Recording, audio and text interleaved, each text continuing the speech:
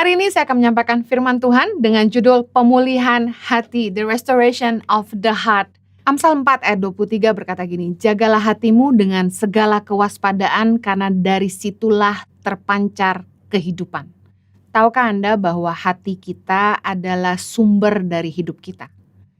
Apa yang ada di hati kita itu yang akan keluar lewat perkataan, pikiran maupun perbuatan kita.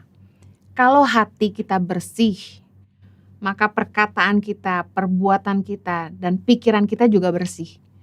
Tapi kalau hati kita kotor, maka pikiran kita, perkataan kita, dan perbuatan kita kotor. Segitu pentingnya kita belajar jaga hati.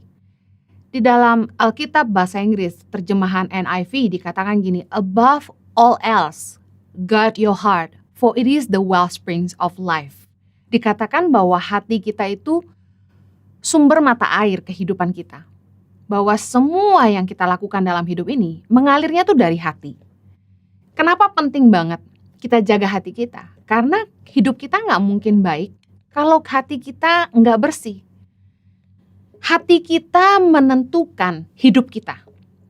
Sumber dari semua yang kita lakukan dalam hidup ini adalah hati kita. Tahukah bahwa Roh Tuhan itu berdiam di hati kita. Dalam 2 Timotius 1 ayat 16 dikatakan, peliharalah harta yang indah, yang telah dipercayakannya kepada kita oleh Roh Kudus yang diam di dalam kita. Hati kita adalah tempat kediaman Roh Kudus. Kita harus jaga hati kita tetap bersih supaya Roh Kudus betah tinggal di situ. Orang yang punya Roh Kudus di dalam hatinya, hidupnya akan selalu dipimpin oleh Roh Allah. Banyak kali dalam hidup ini, dalam mengambil keputusan, dalam melakukan apapun, kita butuh hikmat dari Tuhan. Kalau hati kita gak bersih, kita gak peka dengan pimpinan Tuhan dalam hidup kita. Matius 5 ayat 8 bilang gini, berbahagialah orang yang suci hatinya, karena mereka akan melihat Allah. Apa artinya? Orang yang hatinya bersih, yang bisa dengar pimpinan Roh Allah di dalam hatinya. Banyak kali dalam hidup ini kita nggak peka lagi dengan pimpinan Roh Tuhan.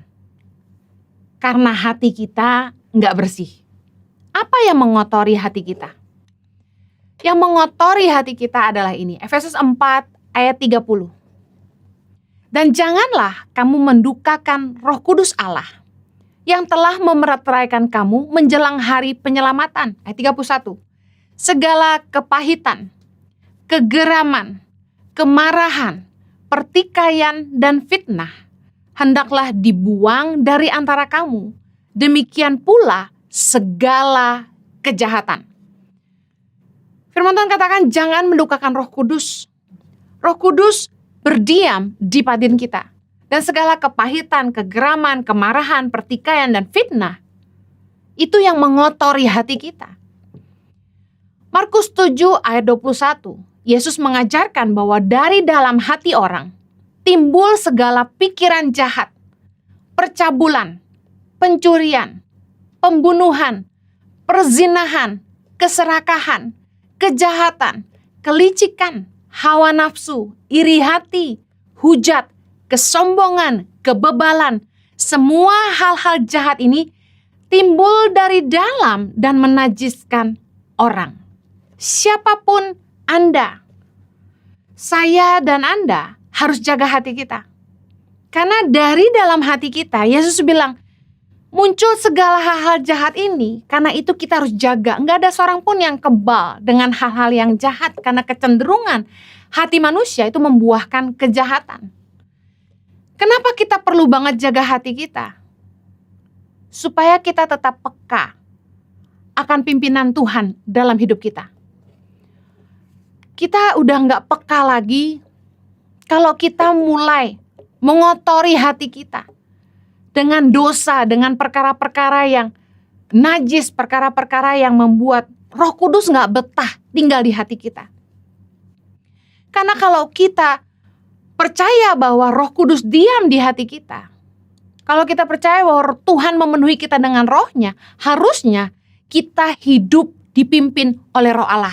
Roma 8 ayat 9 bilang gini, tetapi kamu tidak hidup dalam daging, melainkan dalam roh, jika memang roh Allah diam di dalam kamu. Tetapi jika orang tidak memiliki roh Kristus, ia bukan milik Kristus. Tanda orang dipimpin oleh Roh Kudus adalah dia tidak lagi hidup di dalam daging. Tapi kalau ada orang yang bolak-balik jatuh dalam dosa, hidup ngikutin hawa nafsu, selalu hidup dalam keserakahan, pertikaian, orang ini gak hidup dipimpin roh Allah. Yang sering diperdebatkan bahwa tanda orang penuh Roh Kudus adalah berbahasa roh. Padahal yang lebih esensi adalah buah dari pekerjaan Roh Kudus di dalam hidup kita.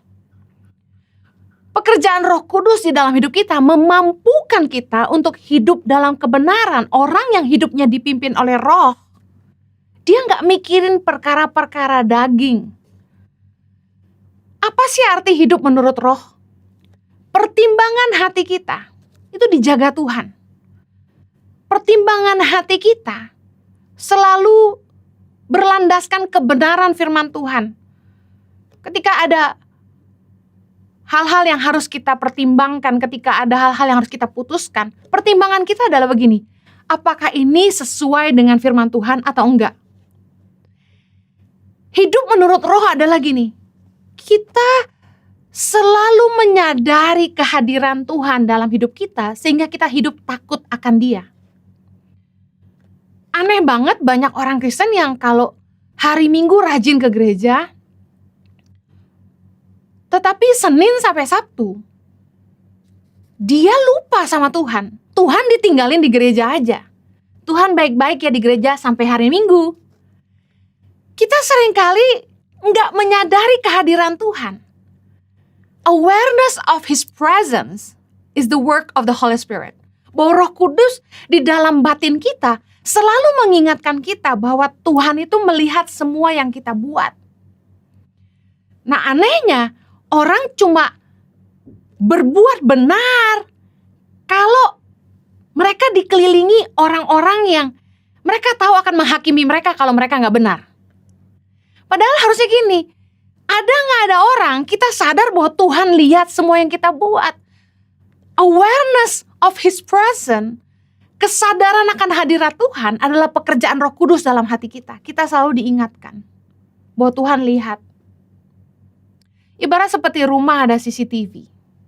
Di kantor kami ada CCTV. Saya yakin sejak ada CCTV, semua staf jadi lebih serius dan gak aneh-aneh gitu ya. Karena sadar bahwa ada yang lihat di balik CCTV itu. Harusnya kalau kita itu punya roh Allah dalam hidup kita, kita menyadari bahwa Tuhan juga mengawasi hidup kita. Orang yang hidup menurut roh, dia selalu memastikan hidupnya berkenan kepada Tuhan. Kita nggak berbuat dosa, bukan karena kita takut masuk neraka. Tapi kita nggak mau berbuat dosa karena kita nggak mau melukai hati Allah. Kalau orang hidup menurut roh, dia akan menyangkal dagingnya. Dagingnya tetap ada. Pikiran jahat tetap masuk. Istri yang sudah bersuami, perempuan yang sudah bersuami, apakah tidak bisa melihat pria lain lebih tampan dari suaminya? Lebih menarik, lebih baik? Pasti bisa. Pikiran jahat apakah tidak ada? Pasti ada. Tetapi orang yang hidup menurut roh, menyangkal dagingnya. Makanya kalau kita lihat wanita cantik, pria-pria khususnya, lihat sekali aja, jangan lihat 2 kali, karena pandangan kedua udah bahaya. Orang yang hidup menurut roh, dia hati-hati, jangan sampai mencobai diri sendiri. Tanda orang dipimpin roh Allah, dia dimampukan untuk hidup dalam kebenaran. 2 Korintus 3:16 bilang gini, tetapi apabila hati seseorang berbalik kepada Tuhan, maka selubung itu diambil daripadanya. Sebab Tuhan adalah roh Dan di mana ada roh Allah, di situ ada kemerdekaan. Di mana ada roh Allah, di situ ada kemerdekaan. Kalau roh Allah ada di dalam kita, kita dimerdekakan dari ikatan dosa, dari belenggu dosa yang membuat kita selalu jatuh bangun. Kita punya ikatan yang membuat kita selalu berhutang. Ada satu habit pattern yang berulang, jatuh bangun di tempat yang sama. Contoh, ngomong jorok terus, kasar sama istri terus, judi terus, mencuri terus. Itu the same pattern, behavior pattern yang gak pernah berubah. Tapi kalau orang itu dipenuhi roh Allah, ketika dia berbalik sama Tuhan, di mana ada roh Allah, di situ ada kemerdekaan. Justru dipertanyakan. Kalau orang bilang, enggak, gue udah tobat kok, tapi pelan-pelan. Yang saya yakin, di mana ada roh Allah, di situ ada kemerdekaan. Masalahnya, apakah hati kita berbalik kepada Tuhan? Kalau kita ingin hati kita dipulihkan, hati kita harus balik sama Tuhan. Bersyukur karena pekerjaan Roh Kudus. Kita selalu diingatkan akan kebenaran. Roma 6 ayat 17 bilang gini, tapi syukurlah kepada Allah, dahulu memang kamu hamba dosa, tetapi sekarang kamu dengan segenap hati telah mentaati pengajaran yang telah diteruskan kepadamu. Godaan di hidup kita, godaan daging untuk hidup dalam hawa nafsu dan dosa selalu ada. Godaan serakah tetap ada. Tetapi bersyukur, Roh Allah memampukan kita untuk melakukan kebenaran, memilih untuk taat sama Tuhan. Pekerjaan Roh Kudus itu memerdekakan kita dan membuat kita lahir baru. Ada istilah lahir baru dalam kekristenan, yaitu ketika seseorang dijamah oleh Roh Kudus, mata hatinya terbuka. Dia menyadari hidupnya dalam dosa dan dia ingin berbalik dan hidup sungguh-sungguh ikut Tuhan. 1 Korintus 12 ayat 3 berkata, karena itu aku mau meyakinkan kamu bahwa tidak ada seorang pun yang berkata-kata oleh roh Allah dapat berkata terkutuklah Yesus. Dan tidak ada seorang pun yang dapat mengaku Yesus adalah Tuhan selain oleh Roh Kudus. Kalau ada orang bisa terima Yesus sebagai Tuhan dan Juru Selamat adalah pekerjaan Roh Kudus. Bagaimana kita jaga hati kita dan pastikan hati kita pulih supaya kita tetap peka dengan pimpinan roh Allah. Karena kita sadari hati kita gak selalu bersih. Kita harus selalu terus datang sama Tuhan. Minta Tuhan memulihkan hati kita. Makanya kita harus berbalik kepada Tuhan. Itu awal yang pertama. Tapi kemudian bagaimana kita jaga hati kita untuk tetap bersih. Supaya kita peka sama pimpinan Tuhan. Supaya kita dimampukan untuk hidup dalam kebenaran. Kita sendiri harus punya komitmen untuk berhenti mengotori hati kita. Ada orang yang dia bilang gini, doakan saya supaya saya bertobat. Saya mau kasih tahu, mau didoakan oleh hamba Tuhan secanggih apapun, mau didoakan oleh hamba Tuhan sebesar apapun, orang gak akan bertobat kecuali dia ngambil keputusan untuk berbalik dari jalan-jalannya yang jahat. Bertobat itu butuh kesungguhan hati. Berubah itu butuh komitmen. Gak bisa ngandalin didoain doang. Anda pengen diludahin, didoain, dipukulin, gak akan ngerubah kalau hatimu sendiri gak mau berbalik sama Tuhan. Kita harus ngambil komitmen, berhenti mengotori hati. Contoh, udah dibersihin hatinya sama Tuhan. Tuhan udah pulihin, tapi dikotorin lagi. Keputusan siapa? Kita punya kehendak bebas. Ayo buang semua yang kotor dan jahat. Yakobus 1 ayat 21. Sebab itu buanglah segala sesuatu yang kotor dan kejahatan yang begitu banyak itu. Dengar baik, kita harus ngambil keputusan untuk berhenti ngotorin hati kita. Berhenti melakukan apa yang jahat di mata Allah. Tinggalin dosa dan hidup kita yang lama. Ada yang bilang sama saya, Bu Heni, saya pengen berhenti selingkuh. Gimana caranya? Saya bilang gini, delete kontak selingkuhanmu. blok, unfollow IG-nya. Jangan cari tahu lagi tentang dia. Aduh, dia tahu rumah saya di mana, pindah rumah. Kalau kita nggak mau berhubungan lagi dengan selingkuhan kita, kita harus bakar jembatan yang menghubungkan kita dengan orang itu. Kalau kita mau berbalik kepada Tuhan, jangan nanggung-nanggung. Kalau kita nggak bakar jembatan untuk kembali ke hidup yang lama, saya jamin satu kali kelak kita disakiti sama pasangan kita pengen telepon pacar lama. Ketika kita kecewa dengan sesama anak Tuhan, kita pengen kembali lagi ke teman-teman kita yang dulu jadi sahabat ketika kita hidup dalam dosa. Kita mulai banding-bandingin, enakan dulu belum kenal Tuhan. Kalau kita mau ikut Tuhan sungguh-sungguh, berhenti ngotorin hati. Hati-hati dengan apa yang kita lihat, apa yang kita tonton, apa yang kita baca, apa yang kita pelajari.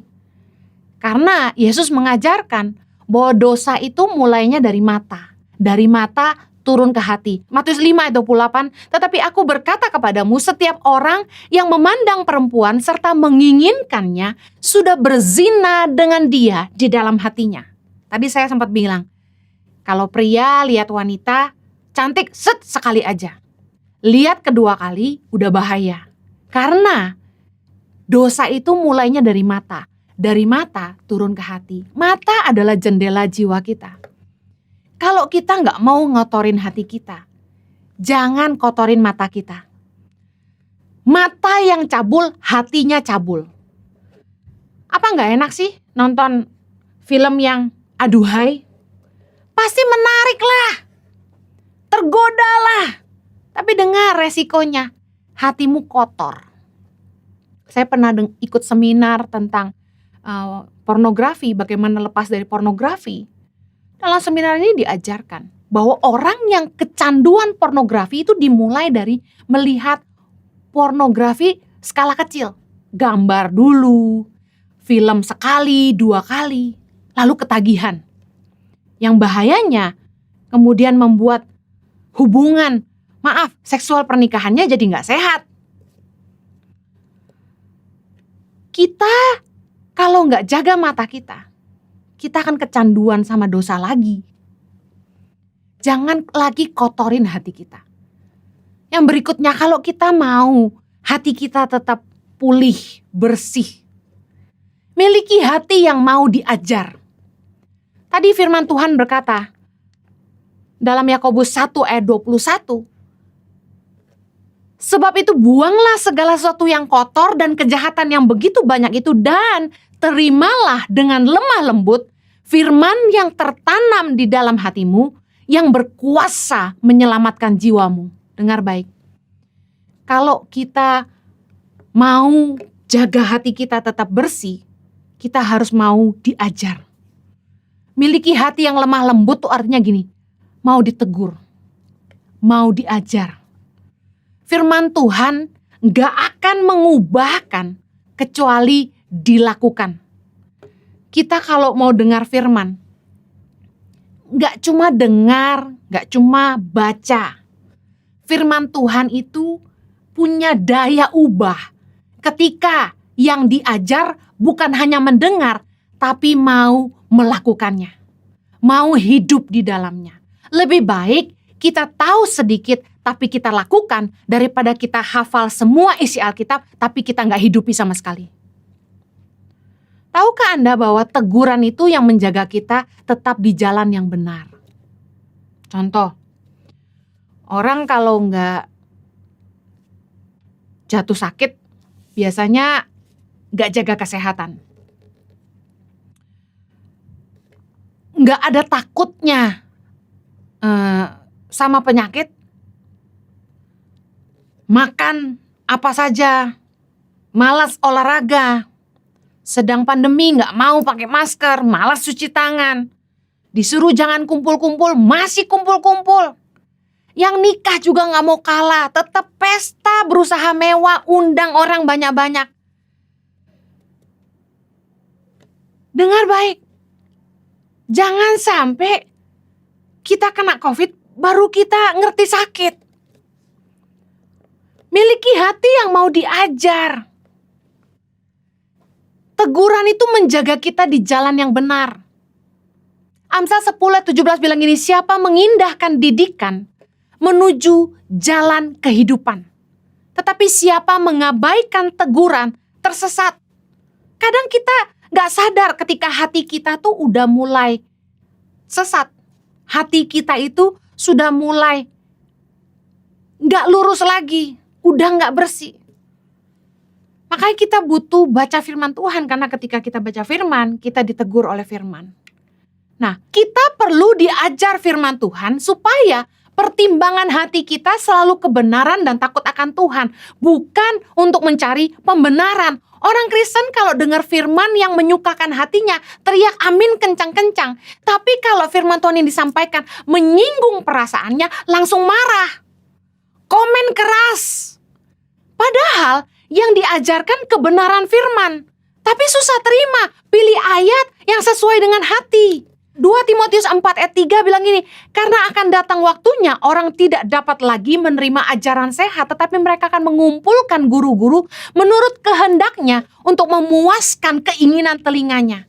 Heran saya, waktu saya khotbah, yang saya khotbahin tuh firman Allah. Tapi orang yang baca gak terima. Kok khotbahnya kayak begitu? Saya bingung, kok firman Tuhan dilawan. Mending kalau misalnya saya ubah kata-katanya, atau saya ngajarin gak sesuai ayatnya. Ini diajarin sesuai ayatnya, masih suka marah-marah. Jangan pilih ayat yang menyukakan telinga kita, yang menyenangkan hati kita. Giliran dibilang berkat, aminnya kencang-kencang. Tapi giliran diajarin, semua marah-marah. Dengar baik. Kalau kita mau hati kita bersih, kita harus mau diajar firman Tuhan. Yang terakhir, bagaimana hati kita bersih? Jangan simpan akar pahit. Ada yang bertanya kepada saya, Bu Heni, gimana sih kunci pemulihan hati? Saya terluka sama suami, sama teman, sama keluarga. Saya mau bilang gini, kunci pemulihan hati kita adalah mengampuni. Ibrani 12:15, jagalah supaya jangan ada seorang pun menjauhkan diri dari kasih karunia Allah, agar jangan tumbuh akar yang pahit, yang menimbulkan kerusuhan dan yang mencemarkan banyak orang. Jangan tumbuh akar yang pahit. Karena orang yang pahit itu menimbulkan kerusuhan dan kemudian mencemarkan banyak orang. Lihat, orang yang suka jelek-jelekin orang lain, itu biasanya hatinya pahit. Saya percaya gini, pekerjaan Roh Kudus dalam hati kita adalah membuat kita merasakan kasih Allah. Dia memenuhi kita dengan kasih-Nya setiap hari, yang memampukan kita untuk mengasihi semua orang, termasuk mereka yang bersalah kepada kita. Mari belajar dari Yesus. Lukas 23:34, Yesus berkata, ya Bapa, ampunilah mereka, sebab mereka tidak tahu apa yang mereka perbuat. Bayangkan, Yesus mengajarkan kita di akhir hidupnya, di bumi sebagai manusia. Ujian yang dihadapi Yesus adalah pengampunan. Di atas kayu salib, Yesus melepaskan doa bagi orang-orang yang bersalah. Bagaimana kita bisa ngampuni? Sadari bahwa kita sendiri bisa bikin salah. Orang lain tidak terlepas dari salah. Kalau kita pun bisa bikin salah. Dan ketika kita salah, kita ingin diampuni. Ampunilah orang lain yang bersalah. Jangan pernah merasa benar. Karena orang yang merasa benar yang akan selalu menghakimi orang lain. Jangan simpan akar pahit. Orang yang simpan kepahitan gak akan bahagia hidupnya. Saya hidupnya enteng, kenapa? Karena gak nyimpan dendam sama siapapun. Saya berusaha ngampuni semua orang yang bersalah kepada saya. Saya doakan mereka, saya berkati mereka di dalam doa. Berkati musuhmu, kata firman Tuhan. Berdoalah bagi mereka yang mengutuk kamu. Kita harus belajar melakukan firman Tuhan. Jangan simpan kebencian, gak ada gunanya, rugi buat kita sendiri. Kalau Anda ingin pulih, Ampuni semua orang yang bersalah kepada kita. Jangan simpan luka, jangan simpan dosa orang lain. Bukan bagian kita untuk menghakimi mereka. Biarlah setiap orang berurusan dengan Tuhan saja. Saya berdoa agar Anda dipulihkan dan roh Tuhan memerdekakan Anda. Mari kita berdoa. Bapa di sorga, kami bersyukur buat kebenaran firman-Mu. Berdoa agar roh-Mu yang tinggal di batin kami terus mengajar kami, terus membimbing kami dan memulihkan hati kami. Supaya kami gak lagi hidup dalam akar pahit, kami gak hidup lagi dalam dosa.